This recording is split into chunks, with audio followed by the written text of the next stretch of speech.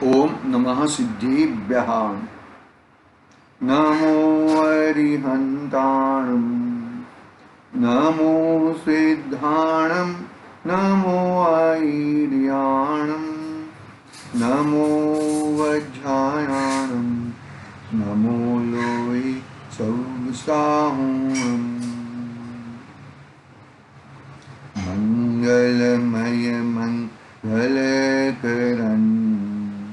वीतराग विज्ञान, नमो ताहि जाते भये अरिहंतादि महान।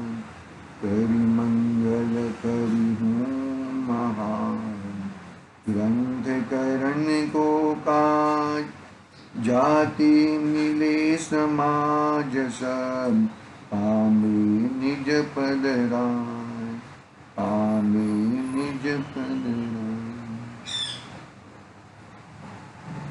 चेतिले चेतन, चेत्या विना प्रेम चालसी।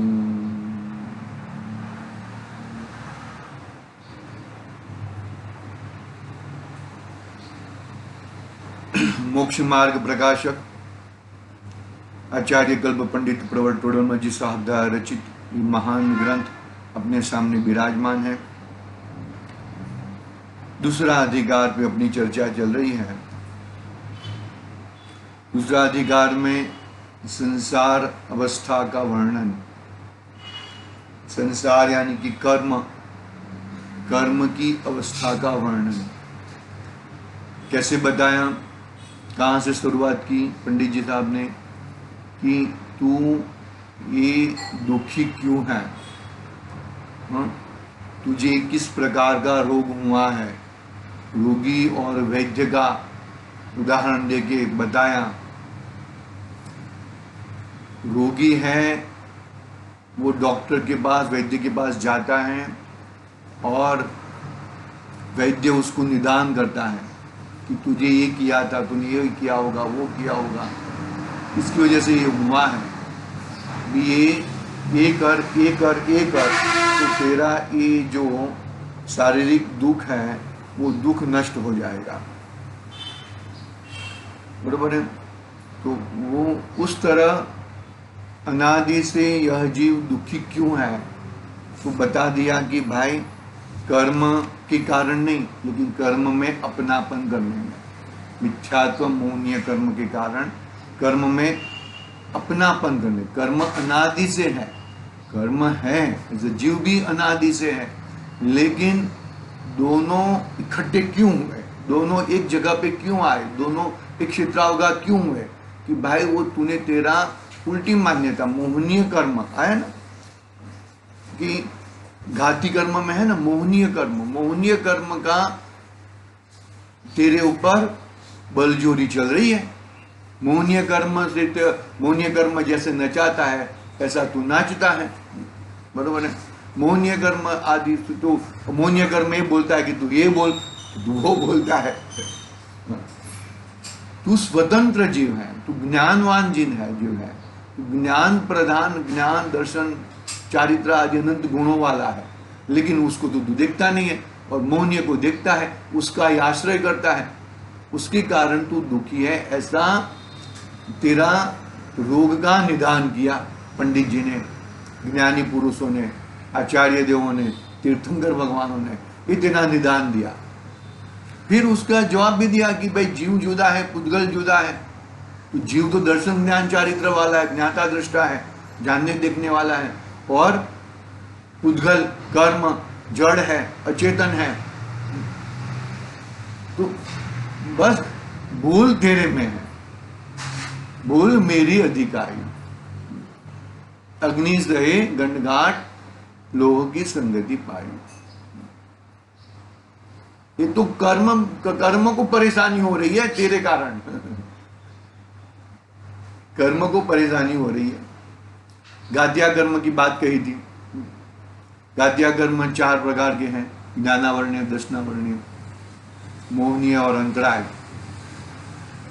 बहुत सुंदर सुंदर एक लाइन में बताया था कि ज्ञानावरणीय, दर्शनावरणीय तेरे ज्ञान और दर्शन के ऊपर आवरण डालते हैं, और उसके क्षोक्षम से तुझे किंचित किंचित दिखता है, किंचित जानने में आता है। एकदम आवरण डालते हैं। घात तो होता ही नहीं है, घात तो कोई घात जैसी कोई वस्तु ही नहीं है, किसी भी चीज का घात नहीं होता, परिवर्तन होता है। ठीक है, आगे बढ़ते हैं। मोहनीय कर्म, मोहनीय कर्म से क्या किया कि भाई मिथ्या श्रद्धा, उल्टी मान्यता, क्रोध मान माया लोग वो अच्छे हैं, मोहनीय कर्म बोलता है, वही तू कर, उससे ही तेरा कल्याण होएगा, वो मोहनीय कर्म बोलता है।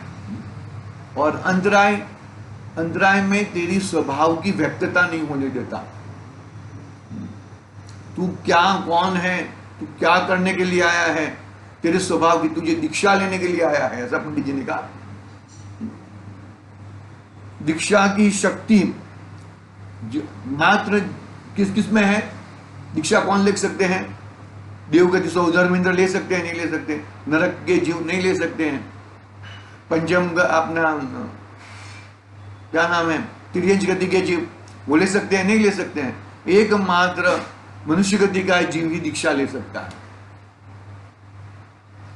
तो वो तेरे, तू स्वयं अंतराय कर्म खड़ा करता है। नाना प्रकार के कर्मों में जड़, इतनी ये बात हुई थी। और फिर घातिया कर्म वाला भी प्रकरण हमने पढ़ा था, सिर्फ पढ़ा था। घातिया कर्म में 4 घातिया कर्म है, आयु, नाम, गोत्र और वेद नियम। तुम ऐसा नहीं कर सकते कि मुझे अभी ये गति छोड़ना है, गति तुम कोई गति को छोड़ सकते नहीं। जितना समय के लिए आयु बांधा है उतना समय के लिए तुम्हें वहां रहना ही है। जितने समय के लिए जीवन है, आयु कर्म ये शरीर के साथ रहने का नक्की हुआ है, इतना टाइम तुम कुछ भी कर लो, आपघात कर लो, आपघात करने से कुछ होता नहीं है। जब भी तेरा आयु कर्म खत्म होने वाला है वही टाइम आयु कर्म खत्म। कल भी बात की थी। आयु, नाम, नाम गोत्र, नाम गोत्र में ये सब मिला है, वो सब नाम गोत्र है। नाम गोत्र के आधार से पुण्य पाप के ठेले में जिनवाणी मिली है, कंप्यूटर मिला है, ये सब फैसिलिटी मिली है। चारों चार कर्म ये बाहर की फैसिलिटी के ही काम में आते हैं। आयु, शरीर आयु, 4 गति के अनुसार आयु, बरोबर है। नाम कर्म के अनुसार बाहर की जो फैसिलिटी है, शरीर काला है, शरीर गोला है, किसकी आवाज अच्छी है, किसकी आवाज खराब है, बाल सफेद हो गए, चश्मे आ गए, ये सब नाम कर्म के उदय से वो सब है। फिर गोत्र, उच्च नीच गोत्र, बरोबर है। और वेदनीय कर्म, शाता वेदनीय, अशाता वेदनीय। देखो, जब ये 4 घातिया कर्म एक्टिव कब होते हैं, कब होते हैं एक्टिव? कि मोहनीय कर्म का उदय है तब। मोहनीय कर्म यदि शांत हो गया है ना, तो 7 कर्म शांत है। क्या बात करते हो? हाँ, मोहनीय कर्म तुम्हें मतलब हर एक जिनवाणी में, हर एक जगह पे ठहर ठहर मोहनीय कर्म के ऊपर मोह को टालो, मोह को हटाओ, मोह को हटाओ, ऐसा कहते। लेकिन उनकी वो भाव भाषण नहीं होता कि मोहनीय कर्म को कैसे हटाए, कैसे हटाए। क्रोध मान माया राग आदि भाव इत्यादि उसके ऊपर व्रत इत्यादि करने में वो सब करेगा। लेकिन मोह क्या, ये सब हट गया तो मोह हट गया, ऐसा नहीं है। मोहनीय कर्म यानी कि उल्टी मान्यता। शरीर वो मैं हूं, उपवास किया तूने, और शरीर ने उपवास किया और मानता है मैंने उपवास किया। शरीर को काला है, गोरा है, और मानता है कि मैं काला हूं, मैं गोरा हूं। बाल सफेद हो गए तो वो मानता है कि मैं बूढ़ा हो गया, मैं बूढ़ा दिख रहा हूं। अरे तू भगवान आत्मा दिख रहा है, वो तुझे आता नहीं है। और ये सब आते हैं। तो ये जो मोहनीय कर्म के कारण सभी कर्म, बाकी के 7 कर्म एक्टिव होते हैं। तो प्रहार कहां पे करना है? मोहनीय कर्म के ऊपर। 4 घातियां और 4 अघातियां में मोह वो राजा है, मोहनीय कर्म वो राजा है। उसके देखो, मोह याद रखना ये चीज। मोह ऐसा नहीं कहता कि तू मेरा फॉलोअर हो, मेरा फॉलोअर कर, मेरा फॉलोअर हो जा। मौनी कर्म ऐसा नहीं कहता, लेकिन ये स्वयं ये इस तरह मोह के वश में आ जाता है, मोह राजा के वश में आ जाता है। पकड़ना बात को अच्छी तरह से, शांति से धीरज पूर्वक अपना कार्य करना। देखो मतलब घातिया कर्म और अघातिया कर्म की उनकी प्रवृत्ति क्या है, उनका कार्य क्या है, वो समझ में आ गया। जीव चाहे तो ये 8 घातिया कर्म को क्षय करके केवल ज्ञान प्राप्त करके सिद्धालय में विराजमान हो सकता है। 4 घातिया कर्म नाश होएगा, केवल ज्ञान की प्राप्ति। बोलना कितना इजी है, वो रूप परिणमन होना बहुत ही, भाई परिणमन में आना चाहिए। ये रूप में जो हमें जिन शासन मिला है वो परिणमन में आना चाहिए। ज्ञान और वैराग्य साथ में चलना चाहिए। ज्ञान और वैराग्य एक चलेगा एक नहीं चलेगा, 2 पैर साथ में चलेंगे तो ही चलना होएगा। एक पैर बोलेगा कि मैं नहीं चलूंगा तो चलना होएगा क्या? ज्ञान और वैराग्य दोनों साथ में चलने चाहिए भैया। ज्ञान और वैराग्य, ज्ञान यानी कि मैं और शरीर, मैं यानी कि आई यानी कि हूं यानी कि आत्मा, मैं और शरीर आदि सब मेरे से भिन्न है।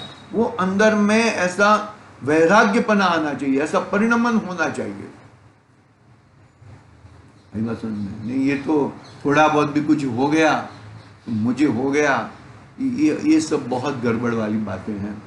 तो ये 8 कर्म है, नहीं ऐसा नहीं है, लेकिन उसको बुलावा देना, उसको आश्रय कहते हैं ना, आश्रव तो आश्रव कौन कराता है? कि जीव कराता है। कहा ना आश्रव अधिकार में 4 प्रत्यय कहे ना, 5 प्रत्यय कह लो, मिथ्यात्व, अविरति, कषाय, प्रमाद और योग। तो ये जो 5 प्रत्यय वो संज्ञ है, जीव के हैं। संज्ञ क्यों कहें? समझना जरा अच्छी तरह से बात को। उसको संज्ञ इसके लिए कहें कि ये जो क्रोध, मान, माया, लोभ आदि जो हो रहा है वो हकीकत में जीव के नहीं है, लेकिन जीव के इसके लिए कहने पड़ते हैं कि यदि जो तू पुरुषार्थ, हम कहेंगे कि ये उसके निमित्त से हो रहा है, इसके कारण से हो रहे हैं, ये कारण से हो रहे हैं, ये कर्म की फौज है, कर्म के उदय में। लेकिन भाई ये जीव के भाव है ना, तो हम आचार्य लोगों ने, ज्ञानी पुरुषों ने संज्ञ इसके लिए कहे कि तेरा पुरुषार्थ बाहर न चले, तुझे हटाना है क्रोध, मान, माया, लोभ, मोह आदि भावों को हटाना है, तो वो तेरा पुरुषार्थ बाहर न चले। इधर हम बोले कि इसके कारण हो रहे हैं तो ये पुरुषार्थ वहां पे करेगा, इसके कारण हो रहे हैं तो पुरुषार्थ यहाँ पे करेगा, इसके कारण हो रहे हैं तो सबके कारण, सबके अलग अलग कारण नहीं होते हैं। कारण सबका एक ही होता है, और वो है तेरा उल्टी मान्यता, तेरा अविरतपना, तेरा कषायपना और तेरा बाहर में योगपना।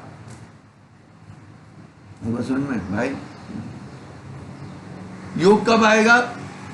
मन योग, वचन योग, काय योग। और वो अभी से गृहस्थ अवस्था में अभी मिथ्यात्व का तो हटने का ठिकाना नहीं है, और योग अभी चालू कर देगा।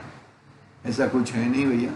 नहीं ठीक है सब, देखो कोई क्रिया का निषेध नहीं है यहाँ पर ध्यान इत्यादि करने का कोई निषेध नहीं है, लेकिन बात को समझना कि पहला मैं कौन सी कक्षा में हूं, वो कक्षा में लेके तुम बरोबर करो, प्रैक्टिस करो।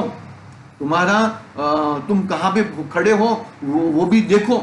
स्वयं को ही पहचान पाएगा कि मैं कहाँ पे खड़ा हूं, बाकी ऐसा नहीं होएगा। ठीक है, यहां तक अपना बात हुई थी। लास्ट वो पैराग्राफ पढ़ लेता हूँ, अघाती कर्म वाला पढ़ ही लेता हूं मैं, और फिर बाद में निर्बल जड़ कर्म द्वारा जीव का स्वभाव का घात तथा बाह्य सामग्री का मिलना, वो कैसे निर्बल कर्म कैसे हैं, निर्बल जड़ कर्म कह दिए। वो पैराग्राफ पढ़ लेता हूं, मेरा लैपटॉप में चालू। हाँ देखो क्या कहते हैं यहां पर। हाँ लास्ट वाला पैराग्राफ है मेरे यहाँ पे, पेज क्रमांक है 25 नंबर का पेज है। तथा 4 अघात या कर्म है, उनके निमित्त से इस आत्मा को बाह्य सामग्री का संबंध बनता है। 4 घातिया कर्म से तो क्या होता है कि जीव के गुणों में घात होने का निमित्त बनते हैं। और अघातिया कर्म से आत्मा को यानी कि जीव को बाह्य सामग्री का संबंध बनता है। अघातिया कर्म से बाह्य सामग्री में, वहां वेदनीय से तो शरीर में तथा शरीर से बाह्य नाना प्रकार सुख दुख के कारण परद्रव्यों का संयोग जुड़ता है। वेदनीय कर्म से साता वेदनीय असाता वेदनीय से तो शरीर में तथा शरीर से बाह्य नाना प्रकार के सुख दुख के कारण परद्रव्यों का संयोग जुड़ता है। बराबर है। आयु से अपनी स्थिति पर्यंत प्राप्त शरीर का संबंध नहीं छूट सकता। आयु से, जब तक जितनी आयु है जितना आयु लेके आए हो इतना आयु तक इस शरीर में रहना ही है। कोई कहे कि मुझे थोड़ा स्लो पॉइजन दे दो, मुझे इतना तक आगे मैं मर जाऊं, ऐसा कुछ होता नहीं है। वहां वेदनीय से तो शरीर में तथा शरीर से बाह्य नाना प्रकार सुख दुख के कारण परद्रव्यों का संयोग जुड़ता है। आयु से अपनी स्थिति पर्यंत प्राप्त शरीर का संबंध नहीं छूट सकता। आयु से अपनी स्थिति पर्यंत प्राप्त शरीर का संबंध नहीं छूट सकता। नाम से गति जाति शरीरादि उत्पन्न होते हैं। नाम से गति जाति शरीरादि उत्पन्न होते हैं। बराबर है। और गोत्र से उच्च नीच कुल की प्राप्ति होती है। वेदनीय, नाम, आयु और गोत्र, इस प्रकार के सीक्वेंस में पंडित जी ने लिया।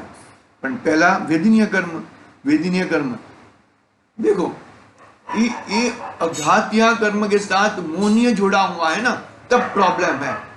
बाकी अघातियों में कुछ करने की ताकत नहीं है। क्या बात करते हो? हाँ, अघातियों में कुछ करने की ताकत नहीं है। वो तो बस आए हैं, पड़े हैं, चले जाएंगे, कुछ आगे पीछे कुछ।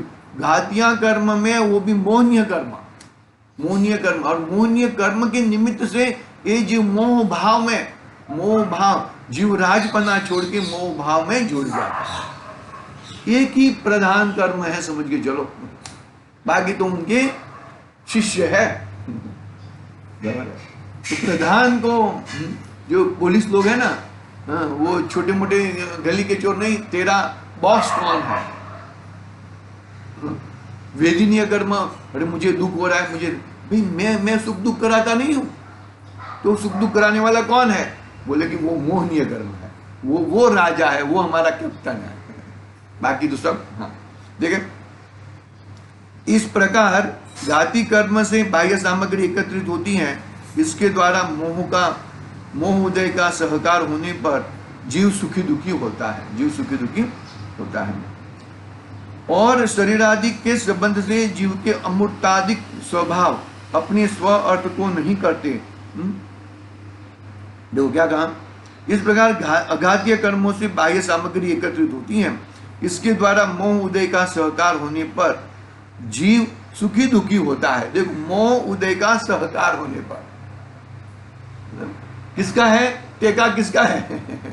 मोहनीय कर्म का। टेका नहीं, स्वयं वो है। और शरीर आदि के संबंध, बहुत जबरदस्त बात कही है ये। उसके अघातिया कर्म से सामग्री एकत्रित होती है और उसके द्वारा मोह उदय का सहकार होने पर जीव सुखी दुखी होता है। और शरीरादिक के संबंध से जीव के अमूर्तादिक स्वभाव अपने स्व अर्थ को नहीं करते। और कोई शरीर को पकड़े तो आत्मा भी पकड़ा जाए तथा जब तक कर्म का उदय रहता है तब तक बाह्य सामग्री वैसी ही बनी रहे, अन्यथा नहीं हो सके। ऐसा इन अघातिया कर्मों का निमित्त जानना। शरीर पकड़ा जाए, ऐसा बोले शरीर जुदाया, अरे शरीर अभी जो आत्मा है वो शरीर प्रमाण है। शरीर में जो भी होएगा वो आत्मा को होएगा। लेकिन मौन्य कर्म क्या कहता है कि शरीर और तू एक है, शरीर और एक तू है। अभी मानो कि पकड़ा जाए, कोई जेल में जाएगा तो बोले मेरा आत्मा तो वहां पर है और मैं यहाँ पर हूँ, ऐसा नहीं है। वो उदाहरण है ना बंदर का और मगर का। वो मगर वो जाम्बुन वाला उदाहरण सबको मालूम है। तो क्या बंदर ने क्या छूटने के लिए क्या कहा कि मैंने मेरा मगज, तो मैं आपने बोला होता तो मैं मगज साथ में लेके आता, मैंने तो मेरा मगज झाड़ पे छोड़ के आया हूं, तो मैं वो मगज लेके आऊं, बाद में आप नेत्र फायदा गई क्या नहीं है। हाँ बात सही है, मगज चाहिए तेरा, तो मगज ऐसा है कि आत्मा पकड़ा जाए, जो शरीर पकड़ा जाए तो आत्मा भी पकड़ा जाता है। ऐसा नहीं है कि आत्मा जुदा और शरीर जुदा, ऐसा नहीं है, एक क्षेत्र हो रहा है जो क्या। और शरीरादि के संबंध से जीव के अमूर्ताधिक स्वभाव अपने स्व अर्थ को नहीं करते, स्व अर्थ को नहीं करते। जैसे कोई शरीर पकड़े तो आत्मा भी पकड़ा जाए, शरीर पकड़े तो आत्मा भी पकड़ा जाए। हथकड़ी लगा जाए, इधर हथकड़ी लगा देंगे तो हथकड़ी लगेगी तो किसको लगेगी भाई? हथकड़ी लगेगी तो ये पूरे शरीर को लगेगी, और पूरे शरीर को आत्मा को नहीं लगेगी, आत्मा को भी लगेगी। बांधा जाता है, ऊंट वाला उदाहरण भी देख लेना। ठीक है, आगे तो नहीं बढ़ेगा मुझे लग रहा है प्रकरण अपना, फिर भी देख लेते हैं। जैसे कोई शरीर पकड़े तो आत्मा भी पकड़ा जाए, तथा जब कर्म का उदय रहता है तब तक बाह्य सामग्री वैसी, जब तक जो कर्म का उदय है, जितने जितने कर्म का उदय है, उस बहुत ही इसमें वेद विज्ञान है, इसमें वेद विज्ञान है। ये आप चक्रवर्ती को देख लो, सनत कुमार चक्रवर्ती को देख लो, कितने समय तक ये सभी पुण्य के उदय में क्या हुआ, क्या ना, कर्म का उदय है तब तक बाह्य सामग्री वैसी बनी रही। कर्म का उदय चक्रवर्ती बना था, मुनि दीक्षा ली, बोल के अभी हमारा यहाँ पे कुछ काम नहीं है, तो सभी सब 14 रत्न, 32,000 मुकुटबद्ध राजा रहते हैं, 96,000 रानियां रहती हैं, 96 लाख जो भी है, जो जितने भी हैं। क्या बात समझ में आई ना? तो उसके नहीं आई, ये कर्म के उदय से ही बाह्य सामग्री बनी रहती है। जैसे कर्म के उदय में आगे पीछे हुआ, पुण्य में थोड़ा बहुत भी आगे पीछे हुआ, बाहर में पुण्य बहुत सारा दिख रहा है, अरे ये तो बहुत बहुत बहुत है। ये पुण्य का कोई ठिकाना नहीं है। कभी फटाक से कांकरा गिरेगा ना तो बिल्डिंग गिर जाएगी, बुलडोजर से बिल्डिंग नहीं गिरेगी, लेकिन कांकरे से बिल्डिंग गिर जाएगी। ऐसा है, मतलब एक कर्म के उदय से तू जिंदा रहता है, कर्म के उदय से वो रहता है, ऐसा नहीं है। कर्म के उदय से जैसे जैसे कर्म के उदय है उस प्रकार से बाहर की सामग्री रहती है और कुछ रहता नहीं है। इस प्रकार की व्यवस्था यहाँ पर बताई है। अभी आगे का प्रकरण है, उसका जब मैं जरा थोड़ा पढ़ लेता हूँ।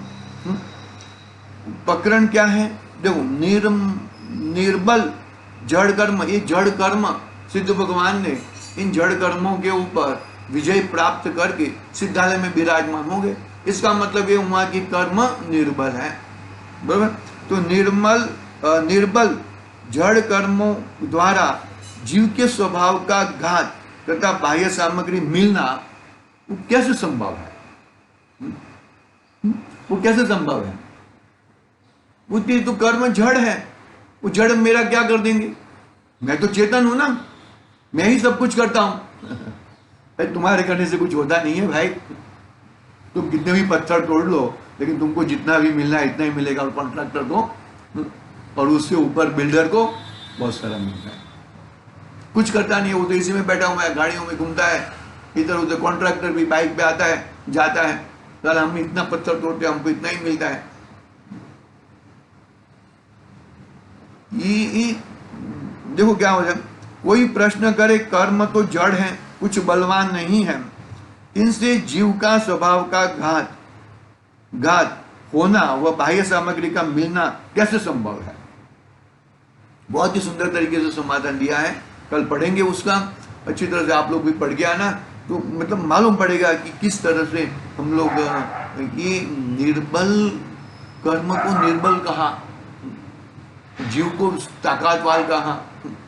आया ना वो समझदार ग्रंथाधिराज में आया कि आश्रव कितने भी बलवान हो, लेकिन उसको एक ज्ञान बाण से ज्ञान बाण से यदि सामने खड़ा किया जाए, संग्राम में खड़ा है, आश्रव है ना, सभी सभी सभी को जीत के आ रहा है और खड़ा है, तो उसके सामने ज्ञान बाण खड़ा करते हैं, तो ज्ञान बाण में खड़ा करते ही वो आश्रव नाश पाता है। ठीक है, हम उसका पढ़ेंगे, आज समय थोड़ा कम है। आज के लिए ओम नमः सिद्धिभ्यः। निज निधि निज में बताई यहाँ अनंत उपकार है, उसके लिए जिन वाणी माँ को वंदना।